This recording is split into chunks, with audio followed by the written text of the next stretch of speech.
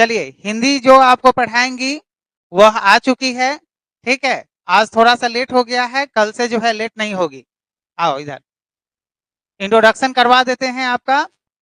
इधर देखो, ये प्रतिभा है जो 10th में भी जिला टॉपर रही है और 12th टॉप 10 में जिला में रही है, ठीक है। यही जो है हिंदी पढ़ाएगी। ये सिविल सर्विसेज की अभी बीपीएससी ये सब की तैयारी अपन कर रही है, तो इसको हमने बोला कि चलो कुछ कल्याण का भी कार्य किया जाए, और इसलिए जो है ये हिंदी आप लोगों को पढ़ाने आई है, ठीक है। तो लाइव क्लासेज जो है आपकी सोमवार, मंगलवार और बुधवार 3 क्लासेज जो होगी आपकी हिंदी की लाइव क्लासेज होगी। और आप जो भी क्वेश्चन इनसे पूछना चाहे पूछ सकते हैं, आपका कमेंट यहाँ पे है। और हाय हेलो में टाइम नहीं बर्बाद करेंगे, जो कंफ्यूजन हो, दिक्कत हो, वही क्वेश्चन आप पूछिएगा, ठीक है। और किस प्रकार से पढ़ाएंगी अपना परिचय देंगी, ठीक है। आप देखिए और पढ़िए।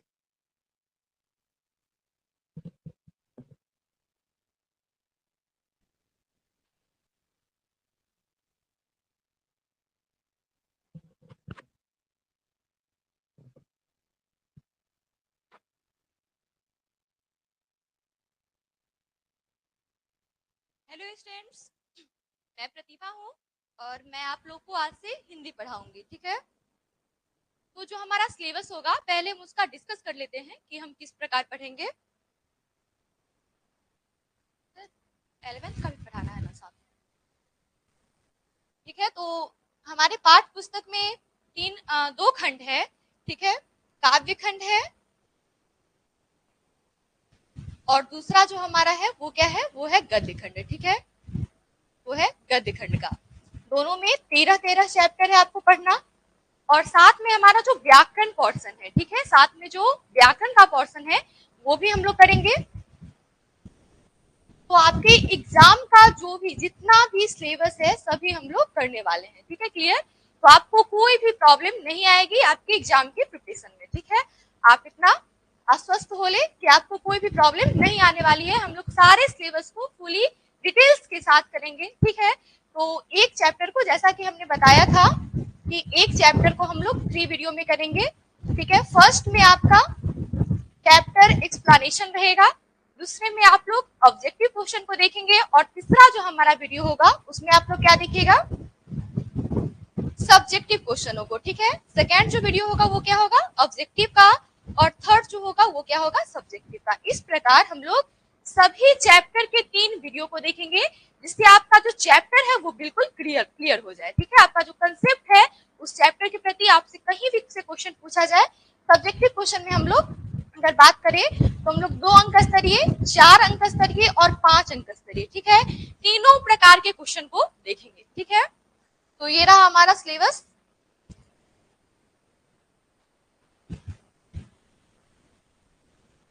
सर ग्रामर का टाइप नहीं किया, ग्रामर का सिलेबस तो आज यही पढ़ा दे क्या, ठीक है। तो आज का जो हमारा काव्य खंड है,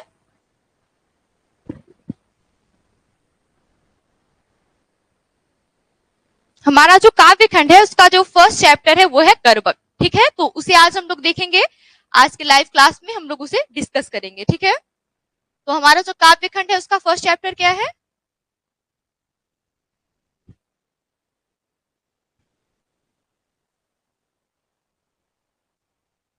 वो है कर्वक, ठीक है। और इसके जो रचनाकार है वो कौन है, वो है मलिक मोहम्मद जैसी जी, ठीक है। ये मलिक मोहम्मद जैसी जी का पिक्चर है, ठीक है। तो देखते हैं हम लोग फर्स्ट चैप्टर को। देखिए हम लोग क्या देखेंगे, पहले हम लोग कवि परिचय को देखेंगे और उसके बाद हम लोग चैप्टर के एक्सप्लेनेशन को देखेंगे, ठीक है। तो देखते हैं कवि परिचय को, ठीक है। ये कौन है, ये है मलिक मोहम्मद जैसी जी, ठीक है। ये कौन है, ये है मलिक मोहम्मद जैसी। तो पहले हम लोग कवि परिचय पे बात कर लेते हैं, ठीक है। देखिए कवि परिचय में हम लोग जानेंगे कि ये मलिक मोहम्मद जैसी जी है, इनका जन्म कब हुआ था।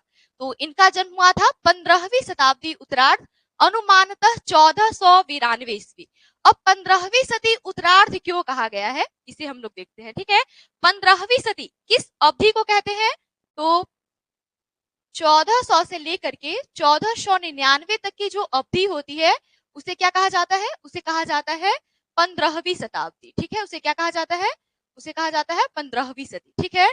और उत्तरार्ध क्यों कहा गया है, क्योंकि 1450 के बाद की अवधि है, इसलिए इसे उत्तरार्ध कहा गया है। अर्थात इनका जो जन्म है वो क्या है, अनुमानतः 1492 ईस्वी है, और इसे 15वीं सदी उत्तरार्ध भी कहा गया है, ठीक है, क्लियर। अगर इनके हम निधन की बात करें तो ये 1548 अनुमानतः, ठीक है, ये भी अनुमानित तिथि है, ठीक है, 1548 अनुमानतः। और इनका जो निवास स्थान है वो है जायस कब्र अमेठी उत्तर प्रदेश। देखिए ये जायस, ये कौन सा जगह है, यह जायस है, और ये उत्तर प्रदेश का ही जगह है, ठीक है। ये स्टेशन का चित्र दिया गया है, ये जायस का स्टेशन है, ठीक है, रेलवे स्टेशन है।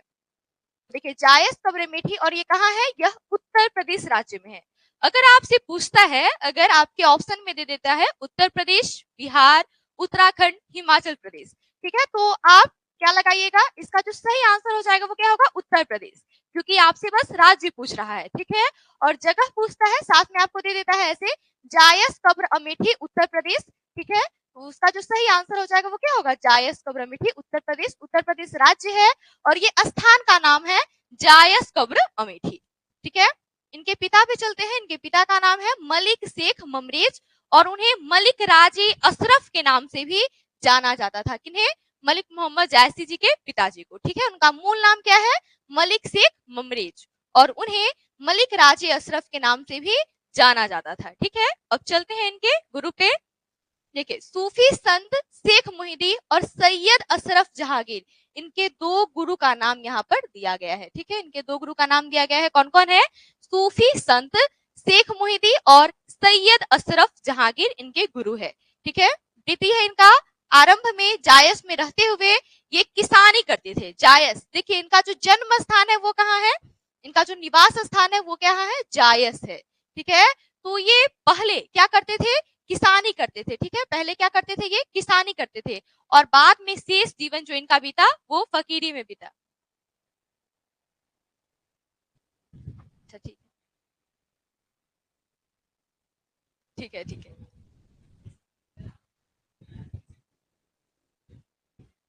ठीक है, ठीक है। देखिए यहाँ पे इसकी वृत्ति में हम लोग अगर देखें तो आरंभ में जायस में जब ये रहते थे तो ये किसानी करते थे, ठीक है, और बाद में जो इनका शेष जीवन बीता, ठीक है, वो फकीरी में बीता, ठीक है, वो किसमें बीता, फकीरी में बीता। बचपन में ही ये अनाथ साधुओं और फकीरों के साथ भटकते हुए इनका बचपन बीता था। तो आपको इसमें कहीं भी डाउट है तो आप हमसे पूछ सकते हैं, ठीक है। आपके डाउट को देख पा रहे हैं, आप पूछे हमसे जहां भी आपको डाउट लग रहा है।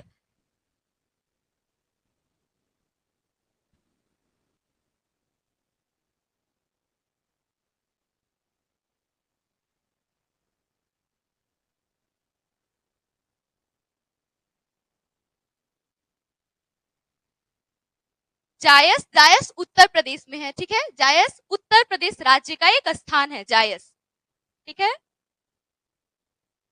क्लियर हो गया होगा आपको, उत्तर प्रदेश राज्य का एक स्थान है।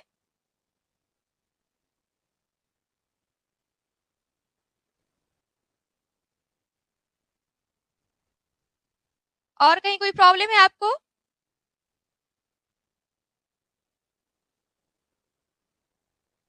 तो हम लोग बढ़ते हैं नेक्स्ट स्लाइड पे, ठीक है। ये आपको अच्छे से समझ में आ गया होगा, फिर भी हम एक बार रिवीजन करते हैं इसका।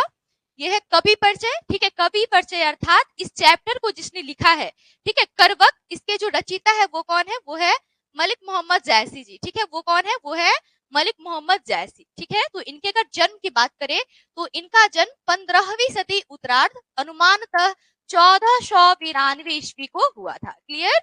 निधन की बात करें तो 1548 अनुमानित तिथि है, ठीक है, ये कोई फिक्स नहीं है कि इनका जन्म कब हुआ था और इनकी मृत्यु कब हुई थी, ठीक है, ये एक अनुमानित तिथि है, ठीक है।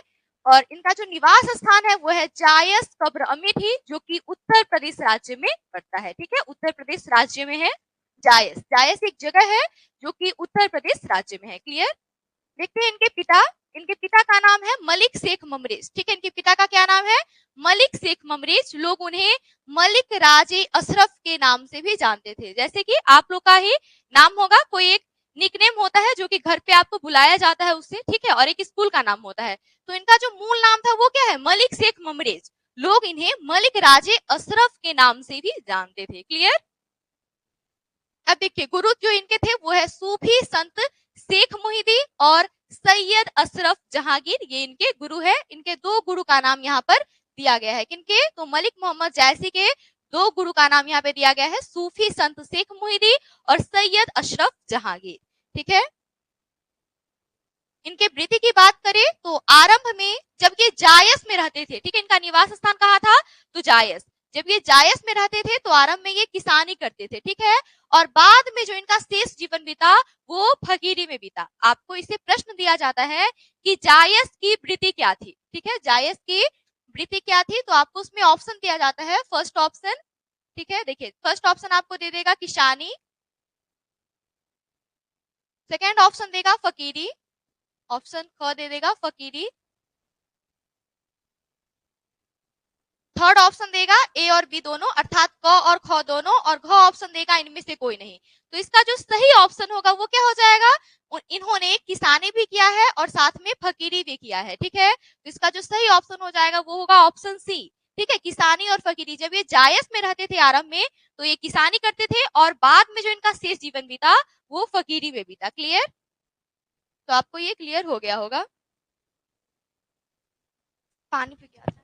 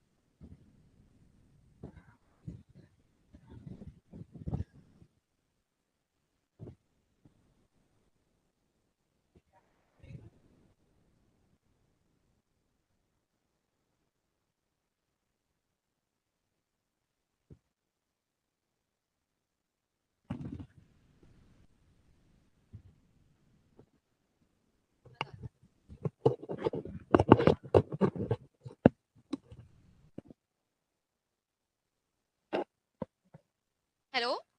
मनीष कुमार, फकीरी का मतलब होता है जो साधु के संतों की संगति में जो रहते हैं, ठीक है, और अपना जीवन यापन करते हैं, उन्हें ही हम क्या कहते हैं, उन्हें हम फकीरी कहते हैं, ठीक है, वे फकीरी करना हुआ, ठीक है। उनका कोई गृहस्थ आश्रम नहीं होता है, वो अपना घर गृहस्थ आश्रम जैसे नहीं बिताते हैं। क्लियर।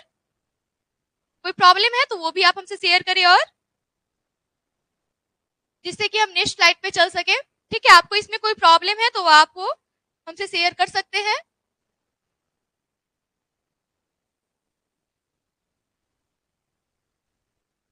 ओके, ठीक है, चलते हैं अगले स्लाइड की ओर।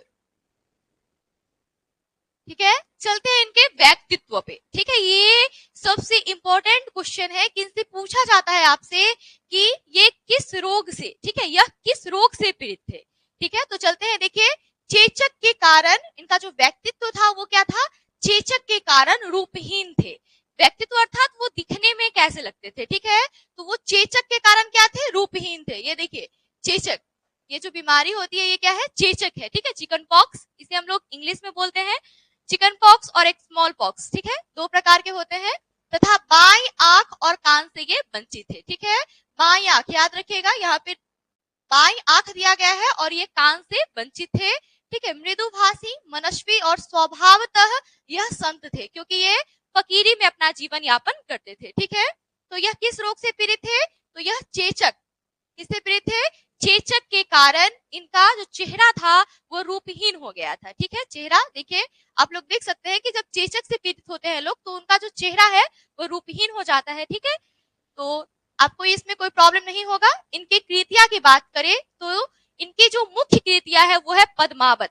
ठीक है, और ये जो हमारा करबक है, ठीक है, ये जो हमारा करबक है वह पद्मावत से ही लिया गया है। करबक किससे लिया गया है,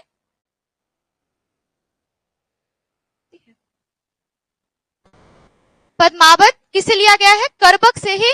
करबक किससे लिया गया है? पद्मावत से ही लिया गया है, ठीक है। इनकी जो मुख्य कृति की अगर हम बात करें तो पद्मावत, अखरावत, आखिरी कलाम, ठीक है, ये सब क्या है? ये सब इनकी मुख्य कृति है। चित्ररेखा, कहरनामा, ठीक है, कहरनामा, मसल या मशलनामा, और ये जो है ये इनकी मुख्य कृति है, ठीक है। ये इनकी क्या है? यह इनकी मुख्य कृति है, ठीक है, मुख्य कृति। आपसे एग्जाम में बस इतने ही कृति के नाम पूछे जाते हैं कि पद्मावत किनकी कृति है, तो यह मलिक मोहम्मद जैसी जी की कृति है, ठीक है। अखरावत किनकी कृति है, तो मलिक मोहम्मद जैसी जी की। आखिरी कलाम, चित्ररेखा, कहरनामा, मसलनामा, और एक चंपावत, होलीनामा और इतरावत, ठीक है। ये जो है ये इनकी मुख्य कृतियां है किनकी? मलिक मोहम्मद जैसी जी की, ठीक है। तो आपको इसमें कोई प्रॉब्लम है तो आप बताएं। चेचक, चेचक क्या है? चेचक एक बीमारी है जो कि एक वायरस के कारण होता है, ठीक है, एक वायरस के कारण होता है चेचक। वंचित मतलब क्या? उससे वो अलग हो, ठीक है। जैसे कि यहाँ पे है कि बाईं आंख और कान से वंचित, अर्थात बाईं आंख से उन्हें दिखाई नहीं देता था, ठीक है, बाईं आंख से वो वंचित थे अर्थात उन्हें दिखाई नहीं देता था, ठीक है। और कोई प्रॉब्लम?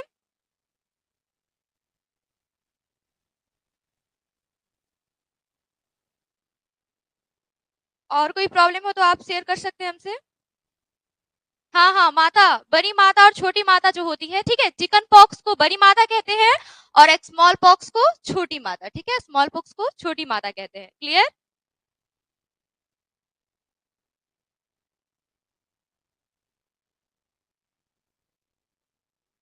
तो चलते हैं अब हम लोग अगले स्लाइड की ओर। आपको इसमें कोई भी प्रॉब्लम नहीं होगा। याद करने की ट्रिक, जब हम ऑब्जेक्टिव क्वेश्चन करेंगे तो उस टाइम हम लोग याद करने की ट्रिक को भी देखेंगे, ठीक है, आपको कोई प्रॉब्लम नहीं होगी। ओके, जो हमारा अगला पॉइंट है उसे हम लोग देखेंगे। ये क्या है? ये है पद्मावत, ठीक है। पद्मावत क्या है? पद्मावत एक बुक है, ठीक है, जिसे किसने लिखा है? जिसे मलिक मोहम्मद जैसी जी ने लिखा है, ठीक है। तो देखते हैं पद्मावत। पद्मावत है क्या? तो पद्मावत एक बुक है, ठीक है, जिसे जिसे लिखा है किसने? मलिक मोहम्मद जायसी जी ने। और इसमें है क्या? तो इसमें चित्तौड़ नरेश रतन सेन, ठीक है, चित्तौड़ नरेश अर्थात राजा, चित्तौड़ के जो राजा थे वो कौन थे? रतन सेन थे, ठीक है। और सिंहल द्वीप की राजकुमारी, सिंहल जो कि अभी वर्तमान में श्रीलंका में है, ठीक है, तो सिंहल द्वीप की राजकुमारी, वहां के जो राजा थे उनकी पुत्री थी कौन? पद्मावती, ठीक है। तो देखें यहाँ पे चित्तौड़ नरेश रतन सेन और सिंहल द्वीप की राजकुमारी जो पद्मावती थी, उनकी प्रेम कथा का वर्णन है इसमें पद्मावती में, ठीक है, पद्मावत में। मलिक मोहम्मद जैसी प्रेम के पीर के कवि माने जाते हैं, ठीक है। आपसे प्रश्न पूछा जाता है कि इनमें से प्रेम के पीर के कवि कौन है, और आपको 4 ऑप्शन दिए जाते हैं। तो याद रखिएगा, मलिक मोहम्मद जैसी जी है, जी जो है वह प्रेम के पीर के कवि माने जाते हैं, ठीक है। अब देखिए अगला पॉइंट जो हमारा है, यहाँ प्रस्तुत दो करबक अर्थात आप समझे कि करबक को 2 भागों में बांटा गया है, प्रथम करबक और द्वितीय करबक, ठीक है, 2 भागों में उसे बांटा गया है। तो अलग अलग 2 करबक जो है वह अलग अलग संकलित है, और ये पद्मावत से ही लिया गया है। लेकिन पहला जो आपका भाग है वह पद्मावत के प्रारंभिक, और जो अगला दूसरा जो भाग है वह अंतिम छंदों से लिया गया है, ठीक है, क्लियर। किंतु कवि और काव्य की विशेषताएं निरूपित करते हुए दोनों के बीच एक अद्वैत व्यंजना करते हैं, अर्थात दोनों एक ही स्टोरी को बता रहे हैं, ठीक है, जो कि पद्मावत से लिया गया है, ठीक है, जो किससे लिया गया है? पद्मावत से लिया गया है, क्लियर। करबक कहां से लिया गया है? पद्मावत से लिया गया है। तो आपको ये समझ में आया? कहीं भी कोई प्रॉब्लम है तो आप वो शेयर करें हमसे।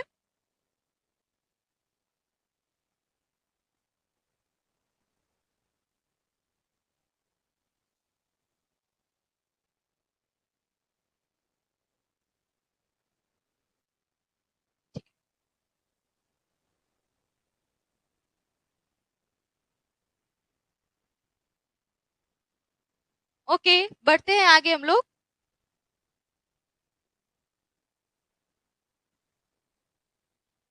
तो आज ये हमारा इंट्रोडक्शन था, और कल हम लोग इस चैप्टर के एक्सप्लेनेशन को देखेंगे, ठीक है, अर्थात लाइन बाय लाइन जो इसका अर्थ होगा उसे हम लोग देखेंगे, ठीक है, एक्सप्लेनेशन को देखेंगे।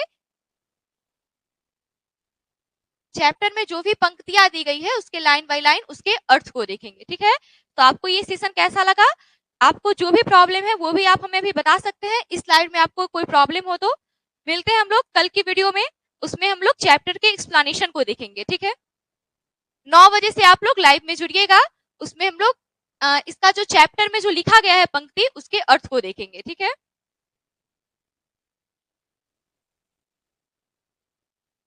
आज थोड़ी लेट के कारण हम माफी चाहते हैं आपसे कि आज थोड़ा लेट हो गया है, इस वजह से आज हम कम क्लास कर पाए हैं। ठीक है, कल हम लोग पूरे वीडियो को देख लेंगे। ठीक है, साथ में पूरे चैप्टर के जो अर्थ को हम लोग समझ पाएंगे। ठीक है।